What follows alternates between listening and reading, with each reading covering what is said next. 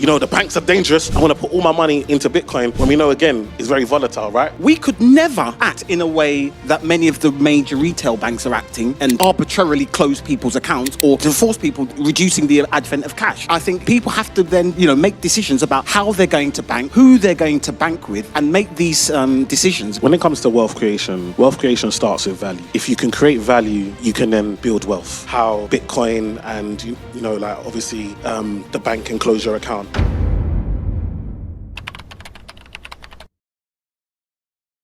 Man, just to bring you in here, because you've got your finger on the pulse when it comes to pop culture and finance. You're like literally the man on TV talking about this stuff, and you break it down into bite-sized chunks that everyone can learn from and everyone gets inspired by. So what's your view on the way technology is going in terms of fintech, and how does that affect some of the consumers and some of the people that speak to you every day or reach out to you with questions around how they can be saving more or investing better and things like that? Yeah, I think we just have to look at the trends in general. So we're in Croydon right now. I remember the shopping centre when it was buzzing. The thing closed. I don't even know if anyone even go there no more. Do you understand? But Amazon is not struggling. So the high street has moved into cyber. So if the way we spend money and the way we interact is online, it only makes sense that the way we manage our money follows that same suit. I think when the gentleman was talking about how Bitcoin and, obviously the bank can close your account, I think a lot of people have found that they found exchanges, they've gone to the exchange and it's gone. Their money's gone, whether that be crypto or Bitcoin. So that's people who haven't done any learning whatsoever though. Because if you're using a centralized exchange and holding your Bitcoin in a centralized exchange, you don't know the first rule of the space. But the point is that people have lost money that way, innit? We can't act like it's not perfect. And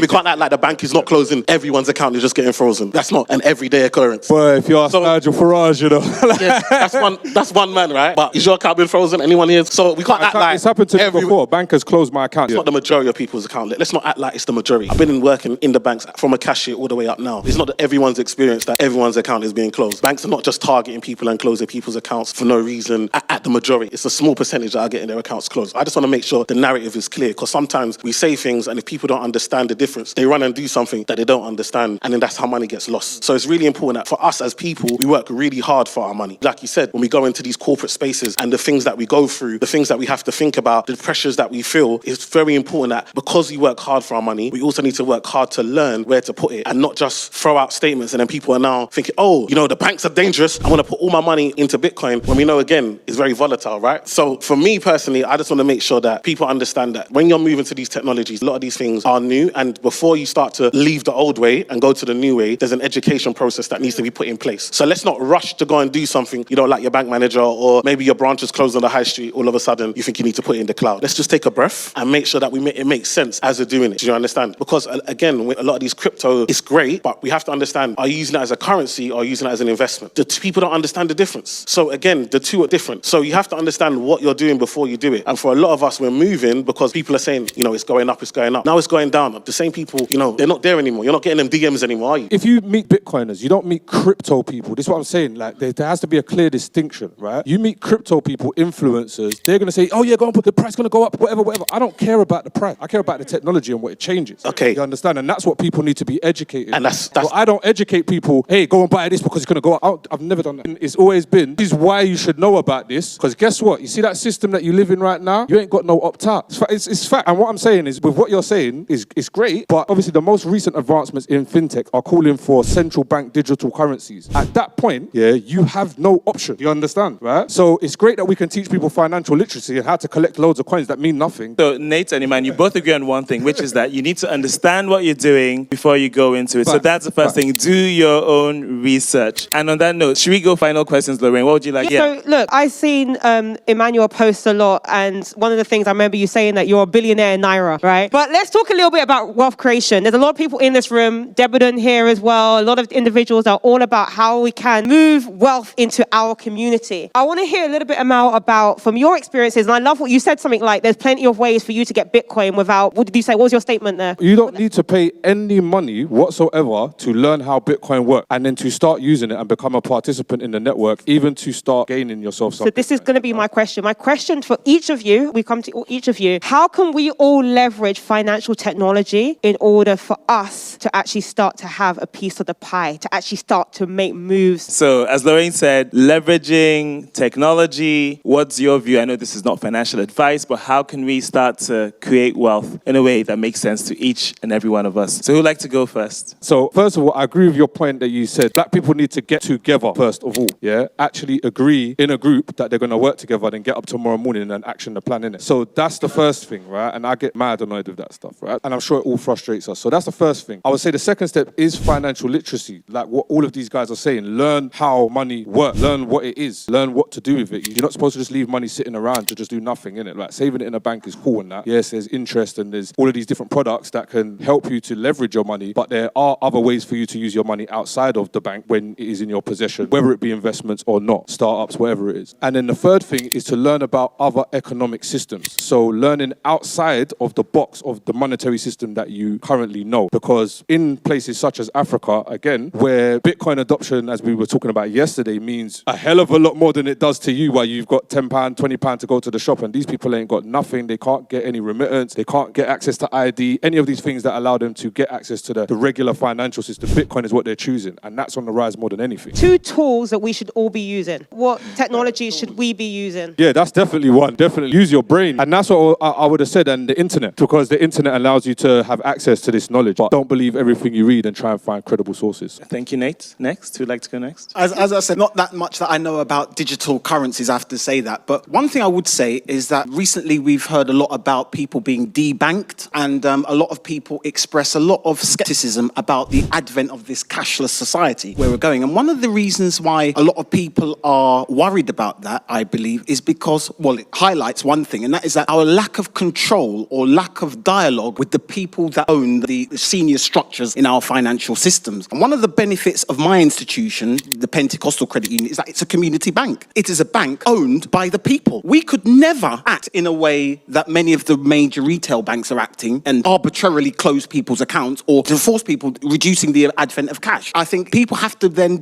make decisions about how they're going to bank, who they're going to bank with, and make these decisions, because it may come to a point whereby the decision about cash and decisions about how your account is managed is out of your control. Thank you. Elizabeth? What I would say in terms of wealth creation and what to use is, I would definitely say just leverage the technology that's out there. So you have things like AI that's out there that can collate a plethora of information without you having to do so much research in your own time. The traditional way to learn something is to open a book and read for hours and hours and hours, whereas you can simply ask AI a very quick question, very brief, doesn't even need to be detailed, and it's going to deliver you a lot of information very, very quickly. There's still limitations to that information depending on what type of app you're using. So again, you've got stuff like the ChatGPTs of this world, but it's a start to be able to, again, kickstart that financial literacy journey for yourself without having to do as much work as you might think you need to do. So absolutely use things like artificial intelligence to your benefit. You can get information very quickly. But again, if there is something that you specifically want to find out that's a bit more tailored, then definitely use other resources like qualified individuals and institutions that are, again, qualified to give you that sort of information. In regards to, for example, using the Afro Fintech community as an example, when it comes to wealth creation, when I speak to people within the community, this is something that's a huge topic because not a lot of people, so some people in there are entrepreneurs, they have their own businesses, maybe they're based in Tanzania or Nigeria or Ghana or South Africa. They always have the issue of,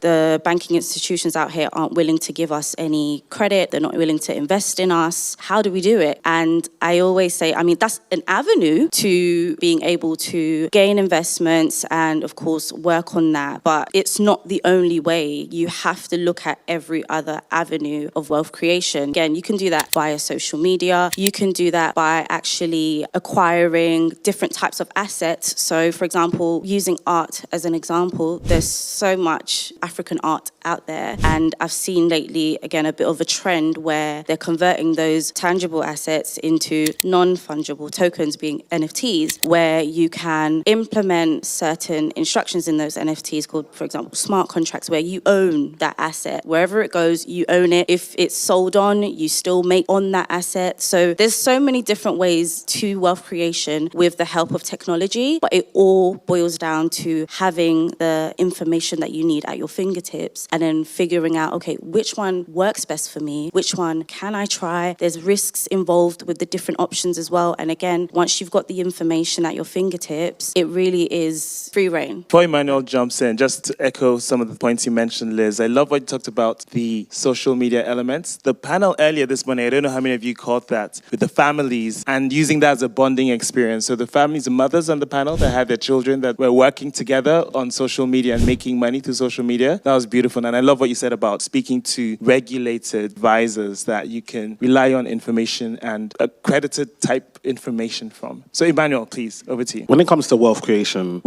starts with value. If you can create value, you can then build wealth. So for a lot of us, we are thinking about how we can make money and we haven't started with how do we add value. And that starts first with adding value to yourself. So for example, I met a client, he speaks Portuguese, but he's here in the UK, he's learned English. He went on to Zoom. Zoom is free, just 2 people. Zoom is free. And he offers classes to people in Brazil who want to get a partner in the UK. So he teaches them how to flirt, how to interact with people in the UK using the language that he already has and gets paid. What am I saying? I'm saying that we all have skills, we all have values, but we're not using the technology properly. Some of us are, if I go to some of the mandem, when I say, people in my office, they tell me, man, I want to change my life. I say, open your explore page. People, you can't die for Nyash. All I see in your explore page is bum. You say you want to change your life. All you scroll on the internet is how much bum will you see? And how much bum has changed your life? So what I'm trying to say is the time that you say you want to increase, you want to do better, are you using the time to invest in yourself? So first it starts with value, then it's about using technology, like you said, ChatGTP. For me, if I can make life easy, I'm going to do it. I look at what's done well. So I've done this. What do you think we should do? How can I make this better? I told ChatGPT, these are 5 videos that I've done really well. What would you suggest? I will just go and sit there and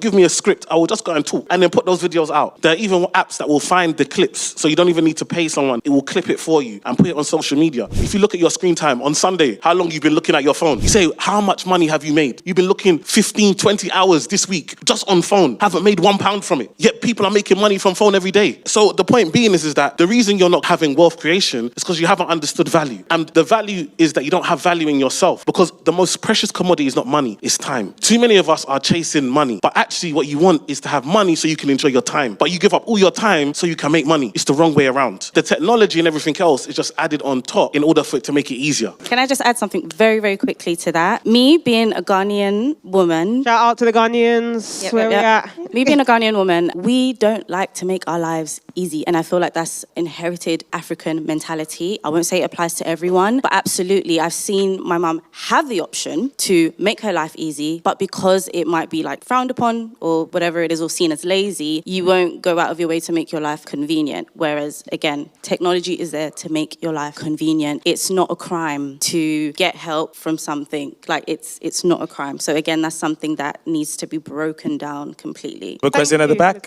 Do you lot think that the UK's take on digital asset adoption, like such as CBDCs, facilitates a totalitarian stance? My brother, facts, my brother. That's all it can be, bro. It can't be anything else if you just look at the way that it's created. If you look at Bitcoin as a monetary network and a monetary asset, and you look at the way that it works, and you actually truly understand the way that Bitcoin works, you'd be out here trying to build a better system for people on Bitcoin. Facts, like 100%. And I think that the reason why people don't is because it's that uncertainty, innit? Do you understand? It's the uncertainty. It's a new system. It's maybe there's a barrier to learning, which there is. I'm not saying that, crypto UIs, UX are great, because they're not. You know what I'm trying to say to you at this moment in time. But definitely with the CBDCs is 100% total move to totalitarian control, bro. Like 100%. That's what I'd say. One more question. One more question over here. I was just wondering what you guys offer for young people, like young people who are wanting bank accounts and want to know about investments and stuff like that. Do we have Elizabeth, the maybe maybe Emmanuel speak, because I know you both do financial literacy. So do you want to speak a little bit about that? So for myself, I am connected with quite a few different banking apps. Of course, they start from about the late ages of 11 plus. So in terms of producing content to give them information, I work alongside them to produce content. This content is showcased across YouTube, LinkedIn, social media platforms where you're usually going to find that age group.